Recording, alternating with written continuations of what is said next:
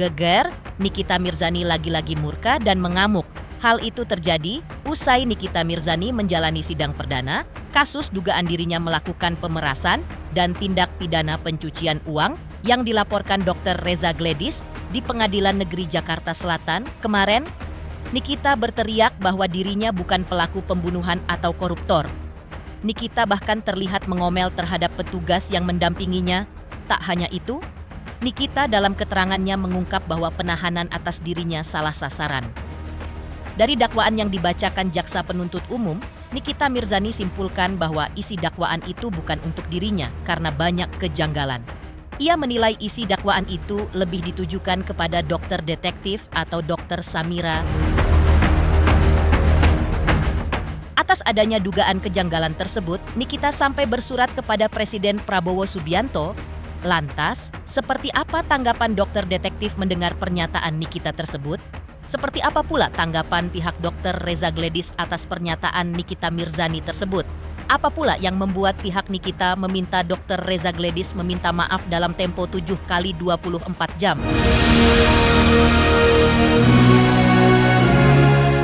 Pemirsa, bersama Intens Investigasi, kami hadirkan kabar terkini, terpercaya, dan teraktual. Tetapi sebelumnya, jangan lupa untuk like, subscribe, share, dan juga komen.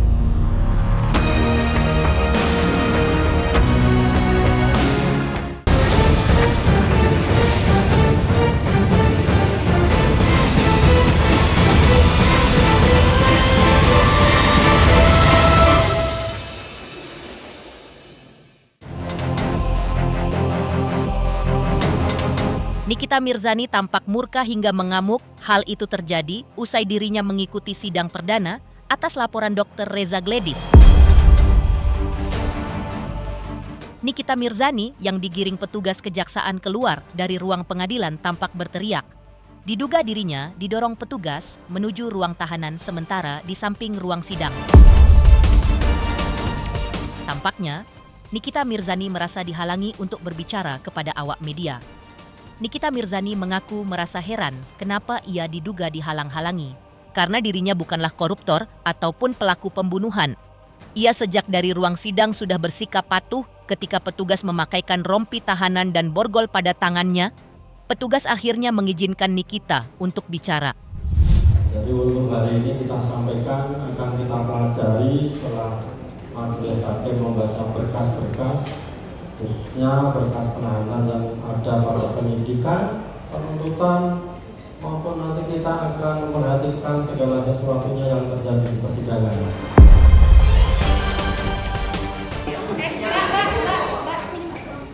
Tentunya dengan pengawalannya dan kita lanjutkan sidang selanjutnya.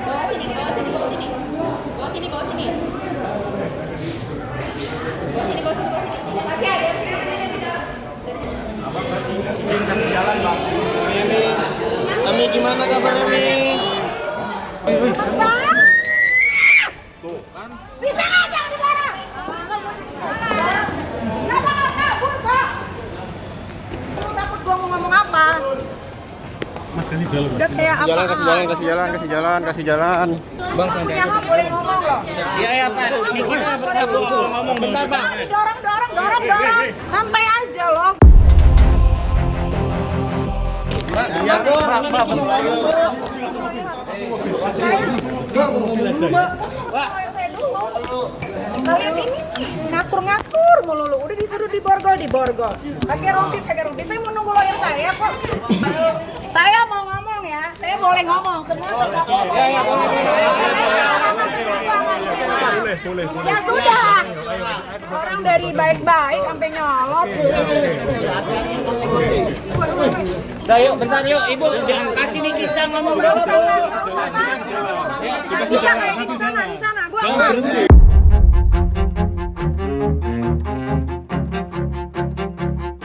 Nikita Mirzani mengaku dirinya terkejut sampai menganga ketika duduk di kursi pesakitan. Ketika mendengarkan dakwaan yang dibacakan oleh jaksa penuntut umum atas dirinya. Menurutnya, isi dakwaan yang disampaikan itu sebenarnya bukan ditujukan kepada dirinya, melainkan untuk Dr. Samira atau dokter detektif. Karena itu, ia merasa heran Kenapa justeru dirinya yang ditahan? Ia menilai bahwa dakwaan banyak yang dipotong karena berbeda antara dakwaan dengan rekaman yang beredar selama ini. Menurut Nikita Mirzani, dari isi rekaman yang dibuat oleh Dr. Reza Gledis, yang mengejar asisten pribadi Nikita Mirzani adalah Dr. Reza Gledis, Nikita juga kembali membantah bahwa dirinya tidak melakukan dugaan pemerasan seperti yang dituduhkan Dr. Reza Gledis kepada dirinya. Woi, los. Aniki sini Kak. Udah Kak Mami. Nah, di sini aja Mimi. Saya mau ngomong. Stop. Udah. Saya mau ngomong. Ya, Mi, Semua gimana, orang Mi? boleh ngomong. Bapak Hasto aja dibolehkan ngomong sama Ya, wartawan. boleh. Kalian kalau nggak ada apa-apa nggak usah takut. Iya. Santai. Dari kemarin gue diem loh 3 bulan. Apa yang mau ditanyain? Oke. Satu. Pembacaan dakwaan kami sesuai atau tidak? Pembacaan dakwaan banyak yang dipotong-potong. Rekaman yang sudah beredar isinya tidak seperti itu. Isinya Reza yang mengejar sahabat saya Mail. Ya, tidak pernah Mail yang selalu aktif menghubungi Reza, tapi Reza yang menghubungi Mail terus. Artinya ada manipulatif. Banyak. Ya, jadi kalau yang kalian dengar dari dakwaan yang dibacakan JPU tadi, saya ternganga-nganga. Karena tujuannya si Reza ini sebetulnya adalah Dr. Samira alias Doktif. Tapi kenapa saya yang ditahan sekarang? Kenapa saya dan sahabat saya yang ditahan? Padahal saya tidak pernah meminta uang dia yang memberikan. Uang itu cuma-cuma. Sampai direkam semuanya, sampai terjadi seperti ini penahanan. Ya gimana nggak dijebak, orang semua direkam, semua direncanakan, kalian pikir ini proses begitu cepat? Seperti apa nih? Sesuai yang kalian dengar banyak yang dipotong-potong. Kan banyak pembahasan di dokter juga ya. Iya, jadi dakwaan itu banyak ngomong tentang Doktif, tapi yang ditahan Nikita Mirzani dan sahabat.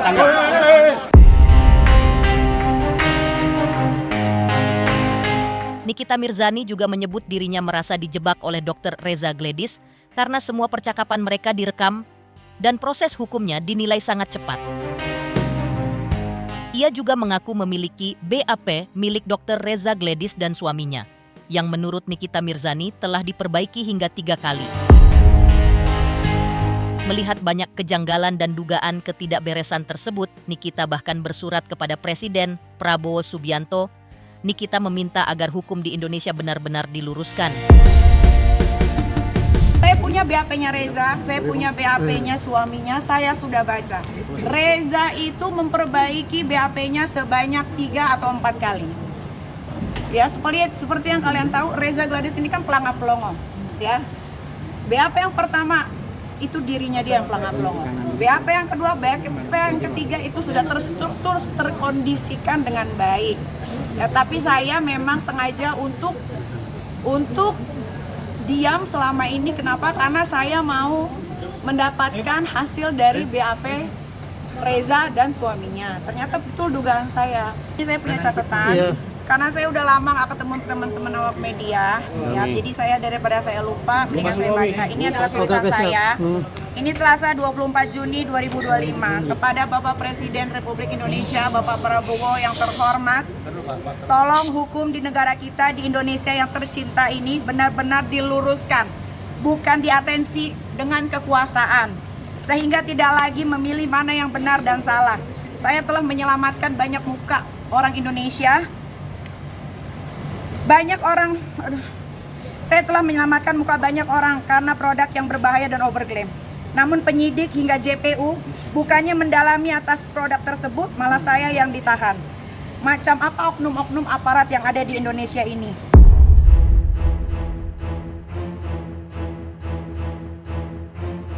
Kuasa hukum Nikita Mirzani yaitu Fahmi Bahmid menyebutkan bahwa semua dakwaan yang dibacakan dalam sidang kemarin adalah perbuatan orang lain. Namun dalam persidangan disampaikan oleh jaksa penuntut umum seolah-olah merupakan perbuatan Nikita Mirzani. Pihak Nikita Mirzani merasa bahwa diduga ada kejanggalan di persidangan kemarin. Karena itu, Fahmi Bahmid meminta Dr. Reza Gledis menyampaikan permohonan maaf dalam tempo 7x20 emap jam. Namun, hal tersebut juga dianggap menjadi keuntungan bagi Nikita Mirzani dalam sidang gugatan perdata senilai 100 miliar rupiah yang akan digelar pada tanggal 1 Juli mendatang. digadang-gadang akan bertemu dalam proses mediasi. Akankah Dr. Reza Gledis meminta maaf kepada Nikita Mirzani serta berhadapan dengan Nikita Mirzani di mediasi pada tanggal 1 Juli mendatang? Pada kesempatan ini saya minta RC segera minta maaf kepada Nikita Mirzani dalam waktu 7x24 jam. Karena selama ini dia menyatakan terjadi pemerasan dilakukan oleh Nikita Mirzani. Berdasarkan surat dakwaan secara sah dan sempurna, tidak pernah ada tindak pidana atau dugaan tindak pidana pemerasan seperti apa yang selama ini beredar. Ya, dia menganggap bahwa itu karena semua yang didakwakan itu bukan bercerita tentang dirinya. Anda kan mendengar, yang didakwakan itu tentang peristiwa yang dikerjakan orang lain, tapi yang didakwakan terhadap dirinya. Anda kan mendengar sendiri tadi, itu yang jadi masalah. Tapi semuanya nanti akan saya tuangkan dalam eksepsi pada minggu yang akan datang. Yang terpenting, tidak ada tindak pidana pemerasan dan itu clear. Nah, itu tadi saya katakan tidak pernah ada tindak pidana pemerasan, yang ada itu pencemaran nama baik. Kalau pencemaran nama baik, Anda tunggu besok. Minggu depan saya sampaikan di dalam eksepsi ada apa di situ. Di dalam pasal tersebut, apa yang jadi masalah, semuanya nanti Anda dengarkan di minggu depan. Saya mohon didukung, mohon sama-sama kita tegakkan kebenaran, tidak perlu kita takut, ya. Geger, Nikita Mirzani murka dan ngamuk usai sidang perdana atas laporan Dr. Reza Gledis di Pengadilan Negeri Jakarta Selatan kemarin. Lantas, seperti apa tanggapan dokter detektif dan dokter Oke yang ikut hadir di persidangan Nikita kemarin? Selamat untuk Intens Investigasi karena sudah mencapai 3 juta subscribers di YouTube. Sukses selalu dan all the best.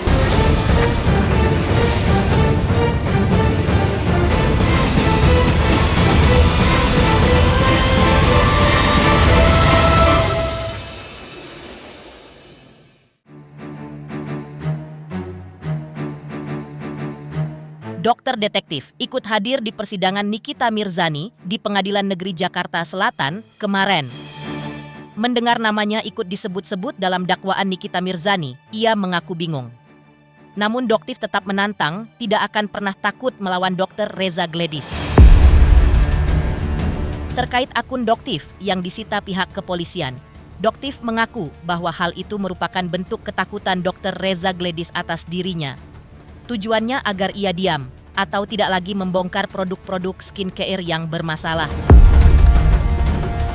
Ia mengaku mengetahui bahwa sebenarnya Dr. Reza Gledis ingin menutup mulutnya.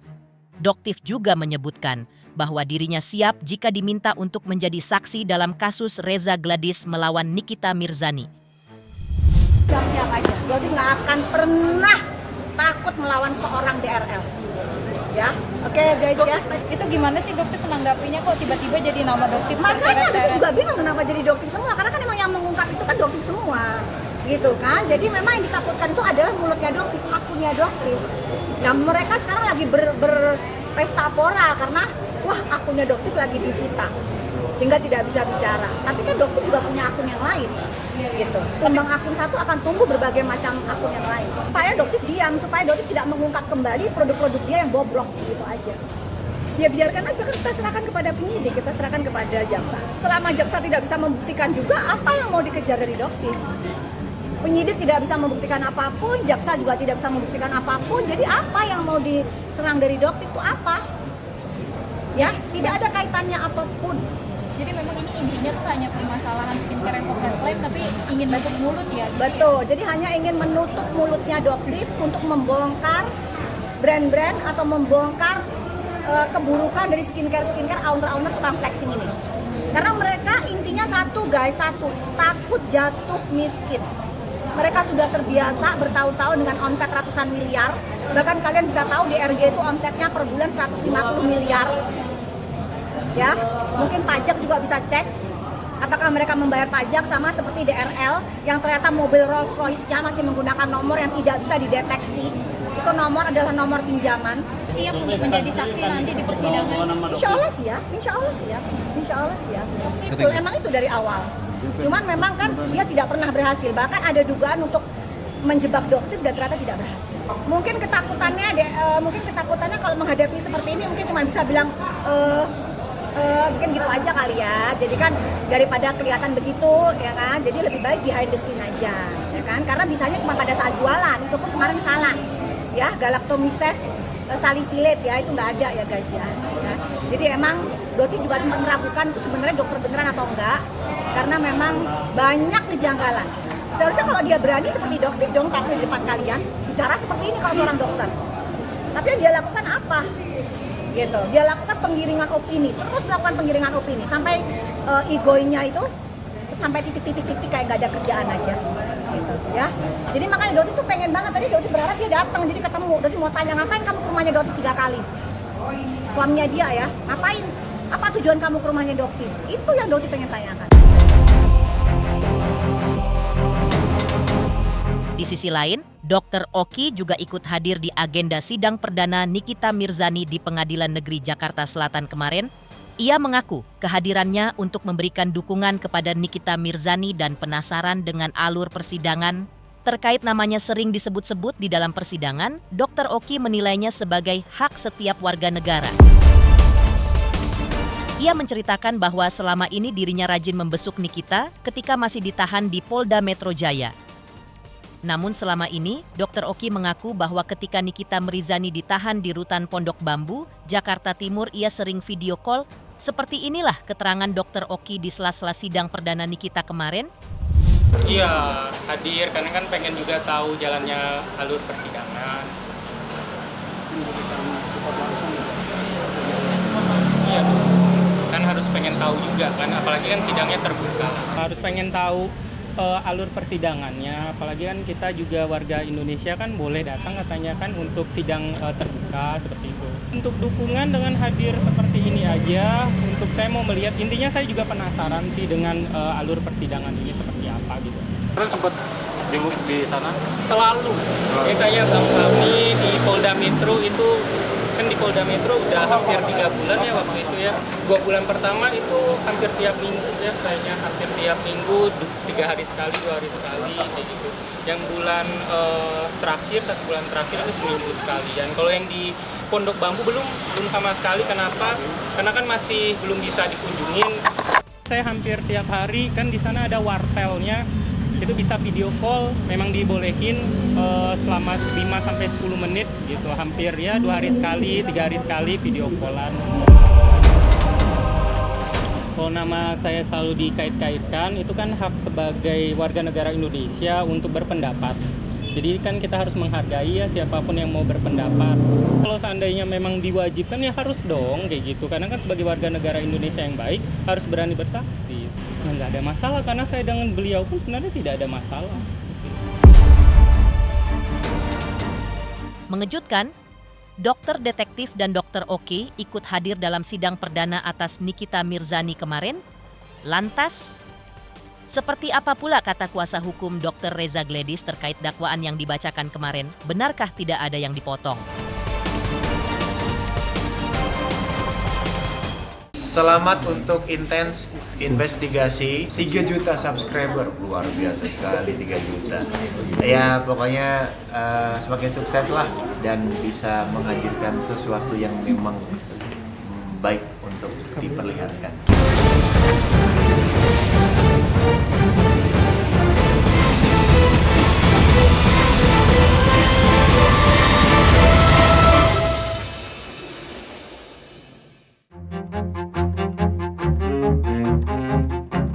Kuasa hukum Dr. Reza Gledis menanggapi tudingan pihak Nikita Mirzani soal dakwaan atas klien mereka dipotong.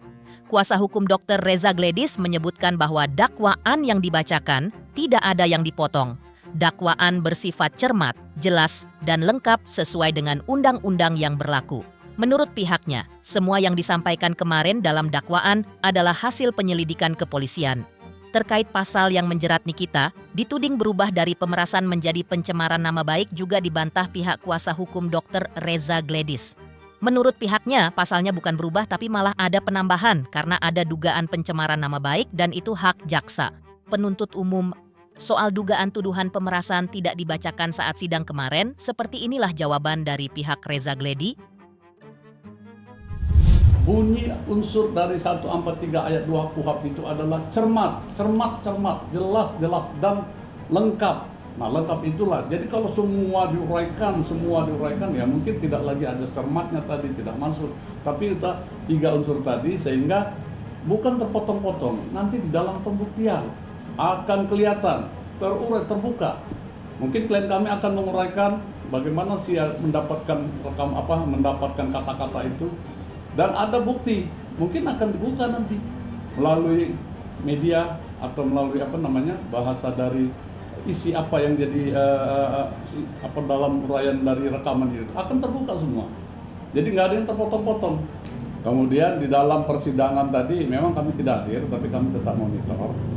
Intinya dakwaan yang dibacakan oleh jaksa penuntut umum itu sesuai dengan ajas pasal 143 ayat 2 KUHP, bahwa dakwaan itu bersifat cermat, ya, kemudian jelas dan lengkap. Nah, 3 unsur ini harus ada di dalam dakwaan itu. Tidak. Semua uraian fakta perbuatan yang ada itu berkaitan dengan unsur-unsur pasal yang ada dicantumkan di dalam dakwaan itu. Tidak lari dan tidak ada unsur manipulasi, dakwaan lain dihilangkan, dakwaan lain dimasukkan, tidak. Kami yakin itu tidak ada karena fakta perbuatan yang menjadi dasar, bukan karena keinginan menggeser menghilangkan, tapi dasar perbuatan. Jadi begini, bahwa jaksa penuntut umum ini mempelajari materi atau pokok perkaranya, ceritanya seperti apa, itu yang dipegang oleh jaksa penuntut umum. Ya. Materi perkara inilah yang disusun, seperti apa susunannya, riwayatnya, kemudian pasal apa yang betul-betul mengena kepada perbuatan itu. Ya, tadi dikatakan ganti-ganti pasal. Ini bukan masalah ganti-ganti pasal, bukan ganti-ganti pasal. Pada saat pelapor membuat laporannya, itu kan ceritanya hanya singkat. Ya. Kalau diketikan itu paling nggak sampai 1 halaman, setengah halaman, hanya dilaporkan intinya. Sehingga pihak penyidik, kepolisian itu hanya menangkap cerita pendeknya. Tapi begitu diselidiki, disidik, ternyata ceritanya itu panjang. Ya, sampai kepada dikirim ke kejaksaan, makanya ada P19 itu kan dipelajarin kembali supaya disusun kembali pokok perkaranya yang disusun. Baru kemudian jaksa penuntut umum mengetahui pasal apakah yang tepat untuk dakwaan. Sebab jaksa penuntut umum itu tidak serta-merta menerima saja apa yang dilaporkan oleh polisi. Dia lihat dulu pokok perkaranya seperti apa, kemudian dia cocokkan pasal apa yang bisa dipakai itu dakwaan. Tetap ada pemerasan, 369 itu pemerasan. 369 itu pemerasan. 369 KUHP itu pemerasan. Sama. Hanya tadi 368 oleh penyidik berdasarkan wewenang JPU. JPU punya hak untuk menyesuaikan pasal apa yang tepat di sini. Jadi bagi kami silakan, ini sekarang wilayah wewenang JPU untuk membuktikannya. Kami kan sudah diwakilkan JPU. Silakan JPU yang membuktikan. Kalau itu yang jadi masalah, berita acara pemeriksaan itu bersifat rahasia. Tidak siapapun boleh mendapatkannya. Itu ya, ingat ya. Apalagi tersangka, itu tidak bisa. Itu fatal. Nah, kalau yang bersifat rahasia itu, si yang diperiksa hanya membaca. Kemudian apakah ada koreksi atau tidak, kemudian diperbaiki. Nah, setelah diperbaiki tanda tangani. Nah, sudah selesai. Jadi bagaimana tadi pihak terdakwa bisa mendapatkan itu, kita nggak sampai membahasnya begitu jauh. Tanya aja kepada kita, dari mana dapat tuh PAP perkara. Tanda tanya buat kita. Tanda tanya buat kita nih. Sampai sejauh begitu. Padahal itu bersifat rahasia. Pemirsa Intens Investigasi, jangan lupa saksikan terus Intens Investigasi. Dan pastikan, jangan lupa untuk like, subscribe, share, dan juga komen. Tim redaksi Intens Investigasi juga mengucapkan banyak terima kasih kepada semua subscribers. Hingga channel Intens Investigasi kini sudah mencapai 3 juta subscriber.